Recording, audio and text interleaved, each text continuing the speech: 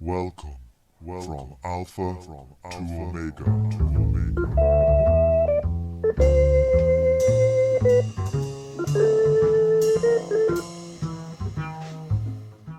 Hello, and welcome to the 73rd episode of From Alpha to Omega.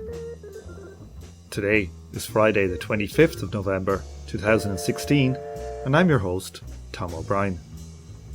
This week we have a change of tack, a complete break from the Donald and all that jazz. We delve into the shady world of professional boxing with the former boxing manager, gambler, gangster, jazz pianist, writer and fight fixer, that is, Charles Farrell. Boxing is a sport that has always fascinated me. It's much more than a mere sport. I see it as a metaphor for life itself, full of light and dark, and failure and redemption. Charles has led a life straight out of a pulp-fiction novel. From living on the streets of Boston from the age of 12 and playing piano in the hotels and brothels of Boston, to managing former heavyweight champion of the world, Leon Spinks. Charles is currently starring in a new documentary called Ditry Games about the corruption and fixing in the world of sport. He's also appearing in the new book, The Bittersweet Science, a collection of essays from some of the greatest boxing writers, which is due out early next year from the University of Chicago Press. But before all that, I have a few people to thank first. The once-off donations of Ryan G, Jason B, Bridget M, and Joseph S. And the new monthly subscribers, Peter S and Rita M. Thanks a million, everybody. Also, thanks to the new YouTube subscribers, Paul Robinson, Jay Brownhill, Jobby1111, Bojan Zelic, Maria Elisa Rose, Hansu48, Kave Sufi, AV, Farco, Jason Perez, Sir Blunt, Aidan Johnson, Gary Steiner, Magic Shoe Monkey, and Nathan Bolek. Right then, to the interview. So Charles, you've lived a very interesting life. Can you tell us about your background and where you came from? Well, I'm from Boston, and I grew up in a semi-affluent house, but a kind of bifurcated house, which is interesting. I have an educated father and an uneducated mother, and illiterate grandparents on my mother's side, but they were show business people. So I was very taken with them. They're people I really felt very close to. And they informed a lot of my decisions. So I became a professional musician when I was very, very young, largely because it was sort of genetically handed to me to do that. It was sort of assumed that that's something I could do, and it turns out it was something I could do. So I did that from the time I was about 12 or so. But then I wound up I had followed boxing from the time I was very, very young, and I think I have a natural aptitude for perceiving what goes on in it in a kind of sophisticated way.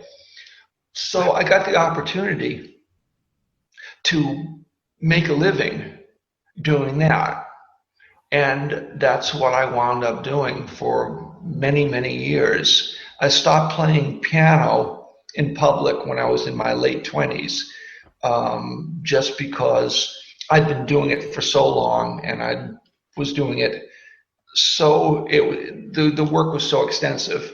Were you classically trained or jazz pianist, or what style were you? I made my living playing jazz, but there's sort of nothing about the piano I can't handle. But I'm self-taught. On the other hand, I play classical music quite seriously. I still practice at least 3 hours every day, aside from however long I actually play, which, depending on the piano that's at the house, can be a number of hours too. So, it's really what I do. Starting playing professionally at 12, that's It's quite a young age to be doing it professionally. Did you drop out of school or what happened? Yes, I did. I left school in what we called in those days here junior high school. I got as far as eighth grade. And I was restless. I was always really a restless kid. And I thought, well, let me see what my it sounds funny in hindsight, but let me see what my adult life is going to be like. So in effect, that's when I started my adult life. I played in hotels, in lounges, in bars. In Boston at the time, there used to be radio stations where you could do have a show and get paid. There was TV work, but I did a lot. Almost, I mean, at one point, I hit the black gospel circuit, which was kind of an enjoyable thing to do. So there were a variety of opportunities that presented themselves to a working musician, and I did quite a few of those. But primarily, I did jazz. You could make a living playing jazz at the time. And so how did you jump from boxing into music, or from music into boxing?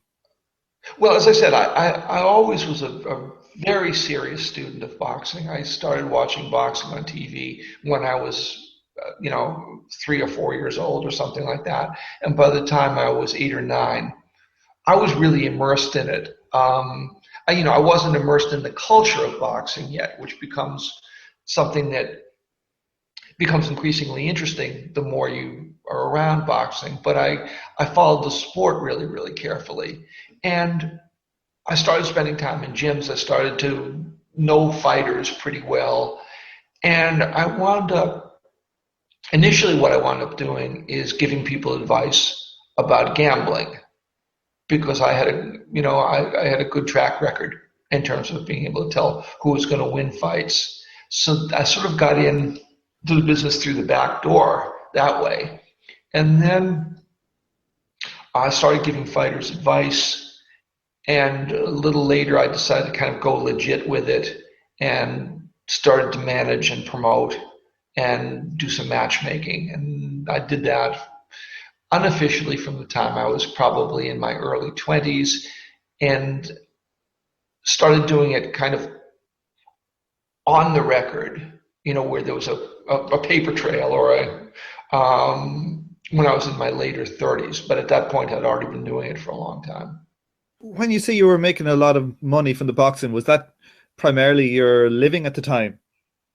It was my living at the time for, yeah, I would say that there was a period of about maybe 20 years or so, all told, where my primary source of revenue would have been through boxing. You got into gambling am I right here, for the Russian and Italian mobs at this time? That was a little bit later. That was when I had already been in the business there's a point at which you kind of go public where, you get licenses and things like that, which is something I hadn't bothered to do when I was young, but getting promoters licenses, managers licenses, things like that. And so when I started matchmaking and for gamblers or for gangsters, or I was already a little bit older. That probably started when I was in, again, maybe my late 30s or so. That was more the process of matching fighters for them as they want to develop their fighters. Is that it? So you'd know which fighters they would give them a good test, but probably not be able to defeat them. Yes. But again, I have to be very specific here because it depended on the situation. There were times when you do matchmaking and promotion and managing, there are times when you're dealing with fighters who you think might have some potential, and that potential can range from very limited to, almost limitless. And if you're doing it that way, you're looking for fights that will test your fighter or will develop him or will answer certain questions that you have about him. I can do that, and sometimes that's what I would do. But there are also times when boxing has got nothing to do with fighting. It really has to do with marketing. And so whether a guy can fight or not is secondary to what you can make people think about what he could do. And in that case, the likelihood is I would just fix the fights. When you say fix a fights, what different techniques or what kind of ranges of fixing are we talking of here? Because I'm a big boxing fan, and you can say you go to watch a card that'll be on in London in a few weeks, and there might be 10 bouts on the card, and 7 of them exactly what's going to happen. Right. Well, I mean, as I've discussed with other people before, and you may have heard this, there are a number of ways that you can do it. The most effective way to do it is to know people who are basically agents for losers. And that's I mean, everybody in boxing knows about that, and it's a very vibrant business. And these are guys who will send in opponents who are expected not to win. Now, generally, I mean, again, there's a range, and there are a lot of nuances. They can range from guys who don't fight very well, who wouldn't win no matter what, to guys who are out of shape so that they can't go any real distance, even if they're maybe potentially not bad fighters. If they've been out of the gym, they're only good for 2 or 3 rounds. To guys who just fall down, if you hit them or even if you miss them. And, I would avail myself of all of those situations, but that comes from knowing people who deliver those type of opponents. But there are other ways to do it too. You can do it through judges, you can do it through referees. So it really does depend on the situation, it depends on the fighters involved, and it depends specifically on what the result needs to be. So when you get to, say, a situation, we've had this situation, say, in UK, one UK promoter in particular, Eddie Hearn, has had a vast number of strange decisions from judges, particularly for, not down the list, but for his main headline acts.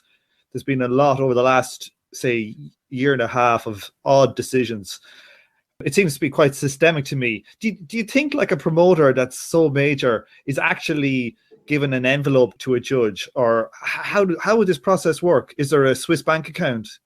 No, there isn't. I can't say there never is. There are, those things exist, but no.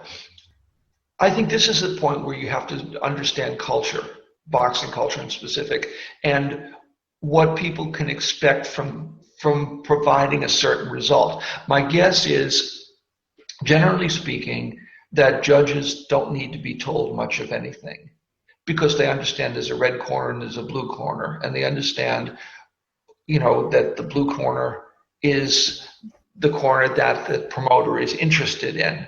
And so the result should look good for the blue corner. You don't have to be told those things necessarily. And their compensation is that they work the judges, work all the time. So if they're providing the result that the promoter wants, they're going to get the calls. They're the judges that you're going to find. And it's a symbiotic relationship between the promoters, the judges, sometimes the commissions. Everybody works in conjunction to getting the result that they want, and what that winds up doing is keeping an ongoing flow of money passing, and that's really what you want. So it's important for people to keep Eddie Hearn happy, because Eddie Hearn generates the machinery that revenue comes from. It's kind of somewhat nearly like a systemic bias or collusion, but not maybe an explicit one. I would say that's accurate, right? So how often in these big title fights do you see outright what we would call fixing, as opposed to, say, this kind of soft management of results? You see it occasionally. I don't think you see it often, because out and out fixing seldom looks right. There aren't people who know how to do it very well, especially these days. It's sort of a lost art. So I don't think that, I think most of the fights that you watch are legitimately contested on the part of both participants, especially past a certain point. When we're talking about televised fights, by and large, you're seeing honest efforts, even if what's going on behind the scenes in regard to the result is questionable. A lot of times, I'll give you an example. I think, and I've talked about this before, I think the first Pacquiao Bradley fight was a fixed fight. And I think I know how it was fixed and why it was fixed. But essentially, the two participants fought to the best of their ability with one caveat. And that is, I think that Manny Pacquiao made it a point not to knock out Tim Bradley when he could. But other than that, I think you saw a real fight with a lot of business being done below the surface. So describe this business. Well, I think this one was fairly simple. I think it was a betting coup.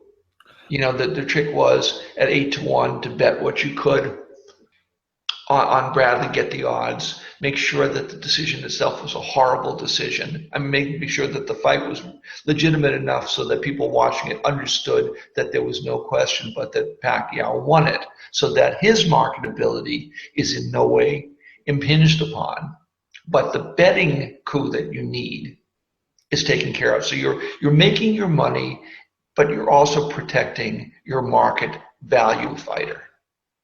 And in this situation, do you think that the fighter was involved in this?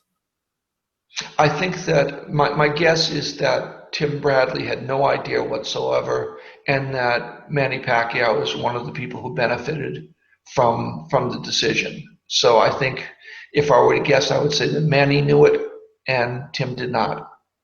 And that you would think that judges were probably paid in that kind of scenario.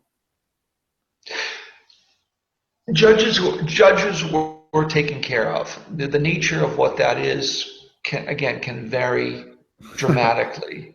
But sure. Yeah, no. So that's an interesting one. There's another famous one was the Lennox Lewis versus Evander Holyfield, the first fight. Right. Where we had, I think that was it a draw? It was a draw. It was an obviously lopsided fight. What do you think is that a similar scenario playing out there, or yes. is that merely one side protecting? Well, I mean, in this particular case, it was Don King, if I remember correctly. And what happened there, and this is a sort of telltale sign, when you get a judge who no one's ever heard of, who's brought in from out of town and then disappears, and who comes up with a score that seems to have no basis in what everyone else is watching, you've got a bot judge. And if memory serves, that's exactly what happened in that fight. There was I'm trying to remember the woman's name. As far as I know, no one had ever heard of. And she disappeared. She disappeared after that, right? That's a brokered deal, no question about it. You've made an argument before about fixing fights from an ethical point of view. Let me predicate this by saying that when I first started managing fighters, I was a pretty young guy at the time, I thought of boxing in terms of its interest and value as a sport. I didn't think as a businessman exactly, or I thought of as a businessman in a very naive way. I'll have a good fighter. My good fighter will beat people. I know how to match make.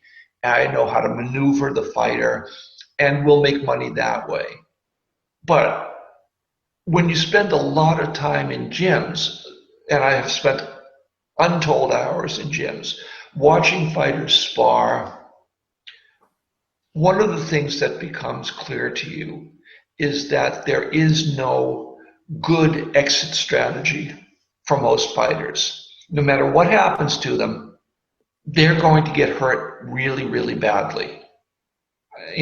People don't like to talk about this, but the damage is nearly inevitable, and it's invisible in a sense, unless they take a terrible beating that's seen on television by millions of people.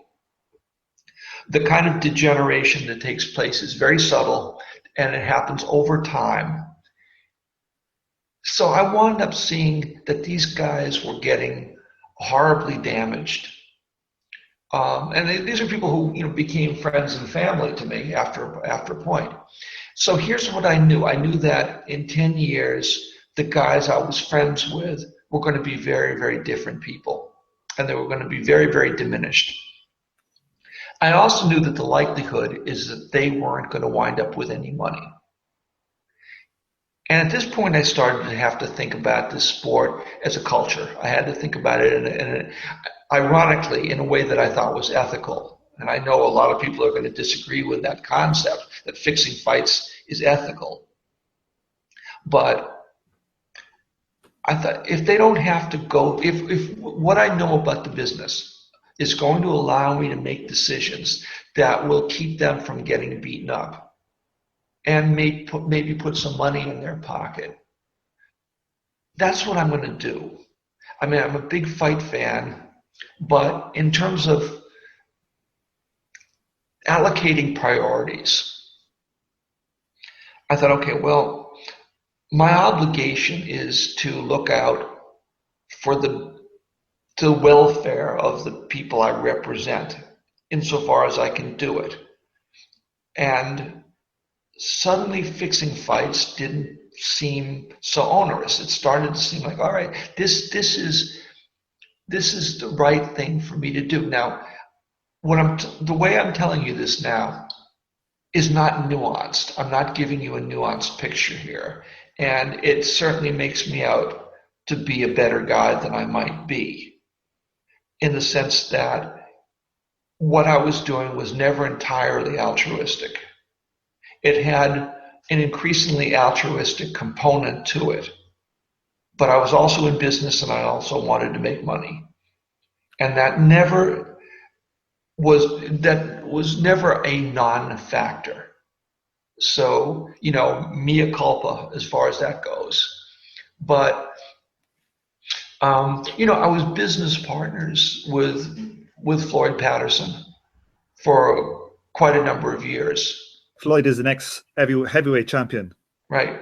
Multi-time two-time heavyweight champion. And a guy I really, really admired. I thought the world of him. Very, very good guy. But he was damaged really beyond repair by his years in the business. And of course, I as you may or may not know, I also managed Leon Spinks very late in his career. And that's a guy who is irrevocably damaged by having been in boxing. So, I've got kind of firsthand knowledge of what happens. And if you're in this business, you're responsible for your actions. And anyway, it became actually a very easy decision for me to make, and I still stand by it. When it came to your fixing of matches, was it all fighters you're protecting, or some that you thought that were closer to being damaged? No, it was again, it's a finely calibrated series of choices that you make. For example, at one point I was managing Freddie Norwood, who was the featherweight champion. And before he was the champion, he was almost impossible to get fights for because he was so good and his style was so subtle and he was such a marketing nightmare for promoters. So the only way to move him forward, and I understood what a good fighter he was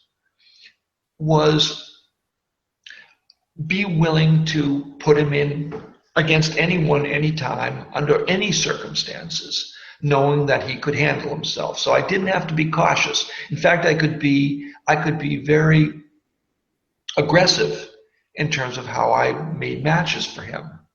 I could offer him as an opponent for the most dangerous guys out there, knowing that he would win. But there were also people like Leon, who I really had to make very, very careful decisions about. And, I really couldn't put in with anybody who would punch him. I mean, who would punch him with any kind of seriousness. So again, we're talking about a range of responses to whatever situation presented itself, and that has to be, there's a prism that you have to go through in terms of who the fighters are, what the situations are, who the opponents are. I wish I could give you a simple answer, but there isn't one. So what was the greatest mess up you ever made trying to fix a fight? I can't talk about it.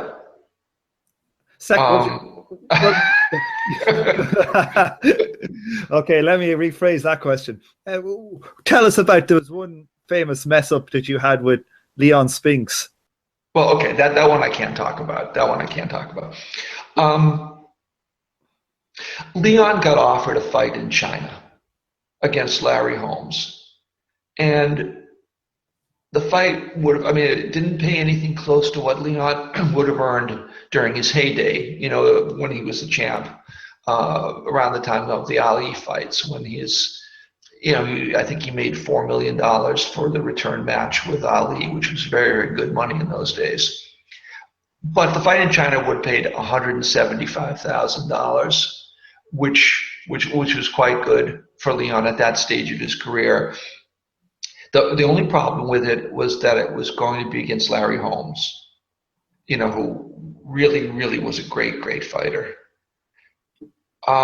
So I knew that Leon had the potential to get really badly hurt by Larry.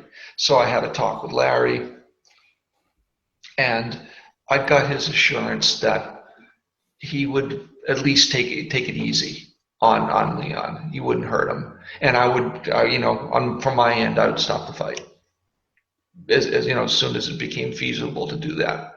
The problem was that I had to get Leon back on the map a little bit, so I took a fight for him, a fairly high-profile fight in D.C. It was, strangely enough, it was for being promoted by guys who were running a campaign to get Marion Barry reelected to mayor there. So Marion Barry actually was the ring announcer. I got a friend of mine who was, a journeyman heavyweight, to go and fight Leon. He would lose. That was predetermined. It was a fixed fight. And then my guy came up with a bad CAT scan, and he couldn't get passed by the DC commission. So I had another friend who was a very, very tough character, but not a fighter. He'd never had a fight in his life. He was a boxing trainer, a guy named John Carlo. And so I had John Carlo step in for my other friend. And I made up a record for John Carlo, and I did it by coming up with names of real fighters in non-sanctioned states. It took a little bit of work to do it, but things that were not traceable. And I got him passed by the commission.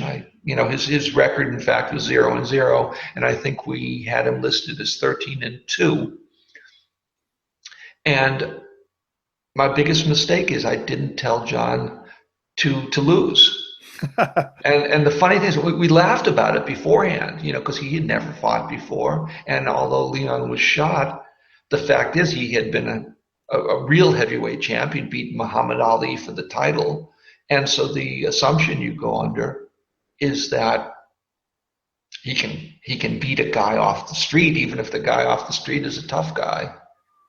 And so John even said to me, "What if I beat him?" And we both laughed about it. And I said, "Well, that's, John, come on, don't be crazy. That's not going to happen. But if you can do it, do it." And essentially, he beat him with the first punch that he threw. So that's the biggest mistake I made in terms of mistakes I can talk about. So that basically scuppered his chance to fight for the heavyweight title. Well, I mean, he didn't have a chance to fight for the heavyweight title, but he would have had a chance to fight Larry Holmes in China for very, very good money. Oh, sorry, and Larry wasn't the champ at the time. No. Larry was we were all old men at that point. No. I think Leon was, in his early 40s. Larry was in his mid 40s, and Larry was going through that Sunset tour that lasted for 15 years or so. Too long. He's one of the guys who's a success story in this business. He's completely sharp. But I mean, there aren't many Larry Holmeses around. No, particularly Larry Holmes. He was in an awful lot of wars as well. It's surprising that he survived. Well, he was a great defensive fighter, though. He really was. But so much of this stuff is just pure, neurological luck of the draw. There's no way that you can determine that. You get someone like George Foreman, who's just fine. Marvin Hagler, just fine. Marvin Hagler was in countless wars. He's perfectly okay. But I've known guys who've had a dozen fights, and they're going to be damaged beyond repair. No question about it. Another, actually, an Irish fighter that was in untold battles was Wayne McCullough. I know Wayne. I actually made some of Wayne's first matches, although I'm not sure if he knows that. When he was in America, when he started. Yes, in Boston. In Boston, his trainer was Eddie Futch, yeah. But when Wayne McCullough was first brought to the States, I'm not even sure I don't remember if Eddie was training him at that point. He may have been, but maybe not. Maybe that was a little later. But he was brought to Boston just out of the Olympics, I think with the assumption that, Boston has got a very, very large Irish population, and that he'd be welcomed here and he'd do really good business. I mean, he was well liked here, but I remember watching him and people in the business having assumptions about Wayne, about what kind of fighter he was, and they were completely wrong about him. They just entirely misassessed him. And in what way? Well, I was told when I saw him, this is before I made matches for him, that he was a very aggressive guy, very busy, and that certainly turned out to be true, but that he was a big puncher. And I remember picking his opponent for, I forget which fight, but a fight here in Boston. And he was brought in, and my business partner, Pat Petronelli, had been assigned the job of kind of looking out for him. And I said to Pat, this guy can't punch at all. I mean, if you match him up as a puncher and put him in against durable guys who he's supposed to knock out, it's not going to happen. And he gets hit a lot. So you got to be careful with him. And my suggestion is that you reevaluate him as a fighter and try and figure out really what his strong suit is and how to match him intelligently based on what he can do. And at that point, he left. I don't know if he had more than a couple of fights. I mean, he might have only had one fight in Boston. I can only remember one, but I think there may have been a few.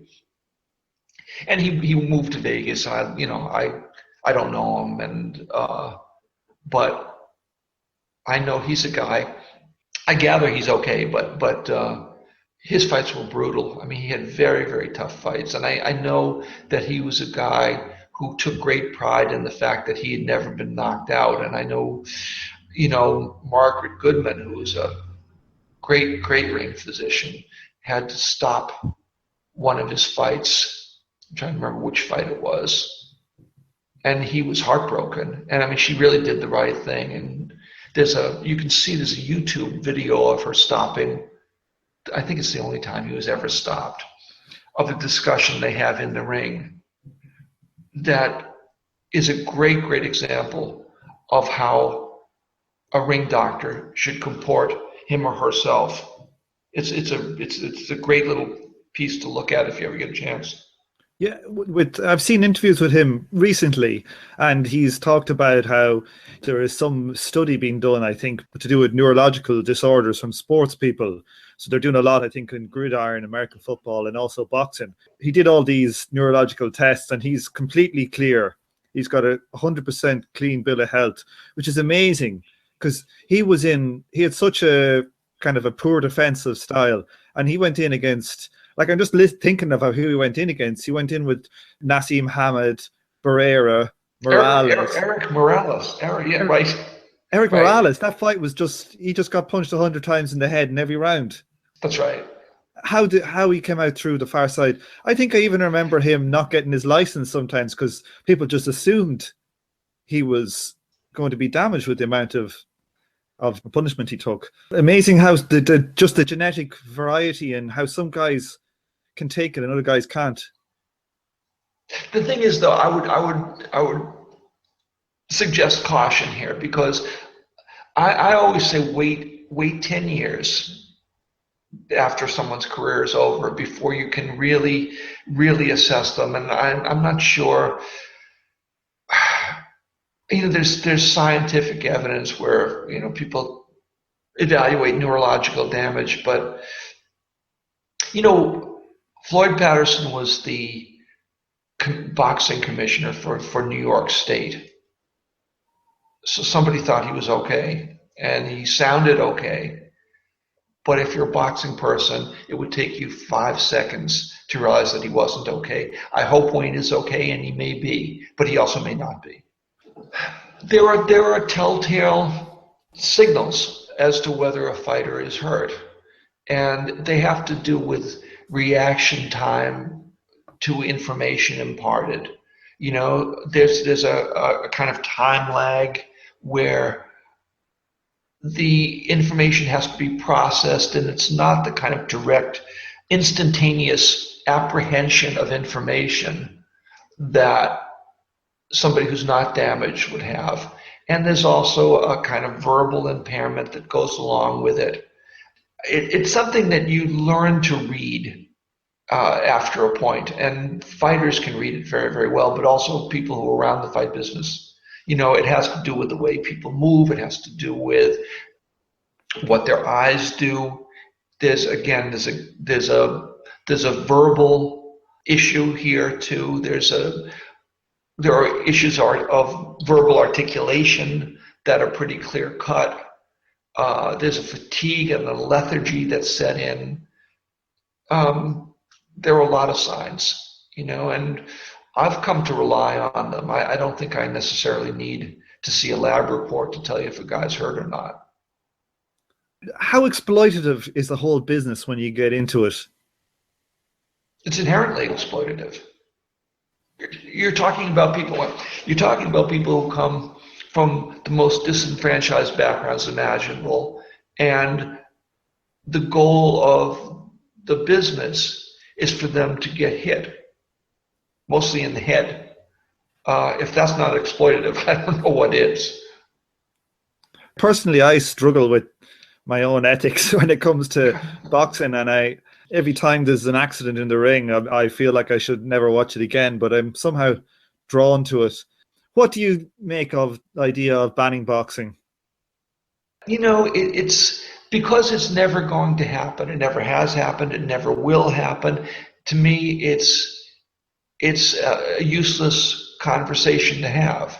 That's like saying, well, why don't we ban bad people? Then there'll only be good people. Why don't we ban weapons? Because, then nobody will shoot each other. Well, that's great. I agree with those things, but they don't happen. They can't happen.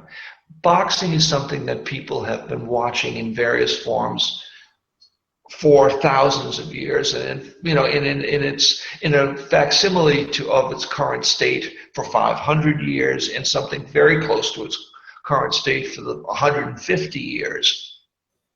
So it will always exist. I think that you watch it or you don't watch it, but you don't regulate it.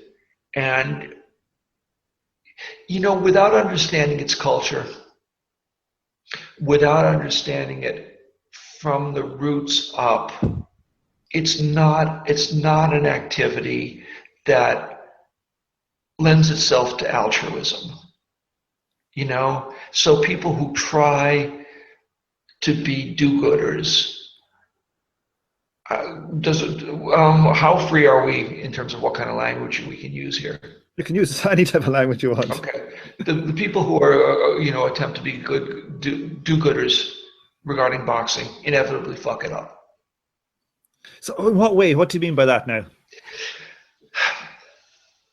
What they're doing is they're looking at a very, very small piece of a very big picture. And they're making judgments predicated on the small piece that they're seeing.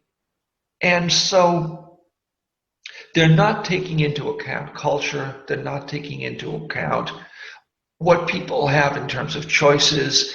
There's a degree, that there's a degree of paternalism to it.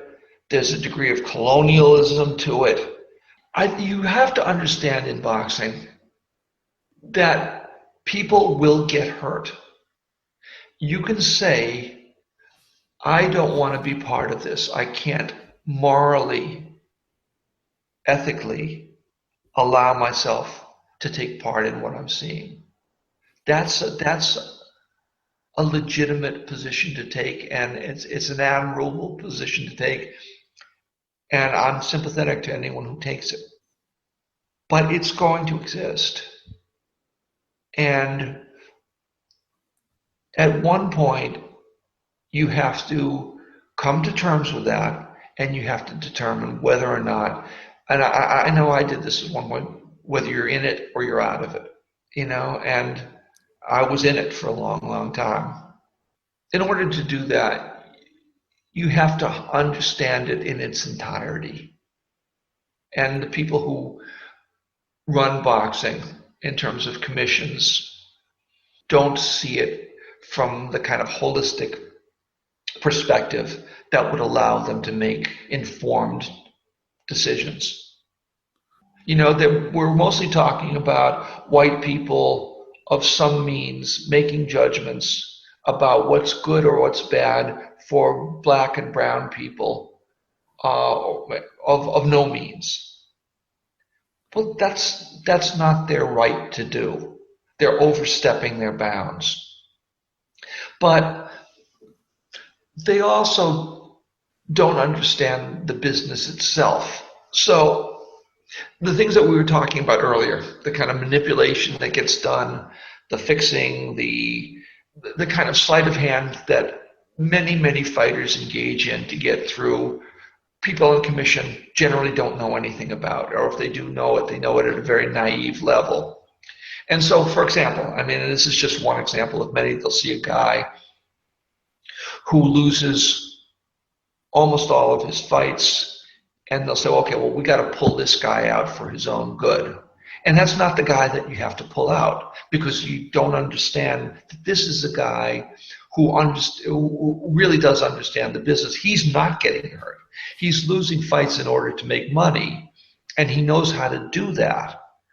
And that's way beyond the scope of most people who are involved in commission work or appointees, and generally, boxing fans who maybe took it up in college or whatever it is that they did.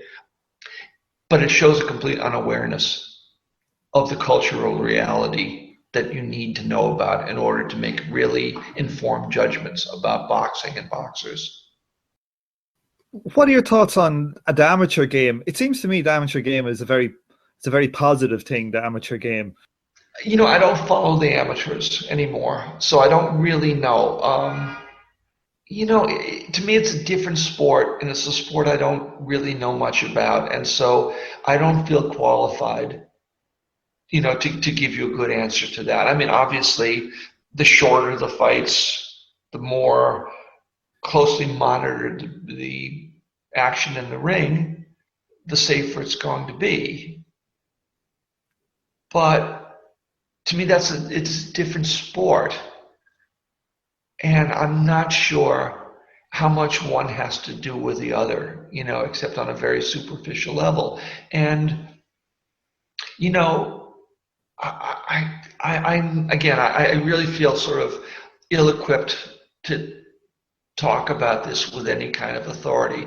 But my intuitive sense is that almost nobody goes into amateur boxing wanting to be the amateur champion of the world. They don't want their career to end there. So they have their eye always on the professional game. I think so. I think there's a kind of absolutism of being the champion of the world, whatever that means. I think at one point it meant a tremendous amount, and I think it still means a good deal.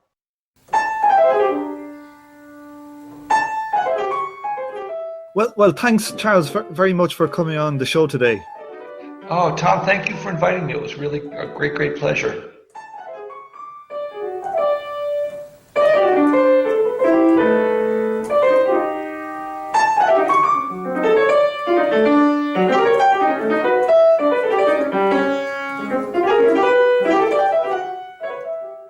On this episode, you heard the theme tune, The Order of the Pharaonic Jesters, by Sun Ra and his orchestra, and you're now listening to Charles himself play I Love This Place. Thanks for listening, and I hope you join me for the next episode of From Alpha to Omega. And remember, please like, subscribe, share, tweet, or leave a review on iTunes. It really helps spread the word about the podcast.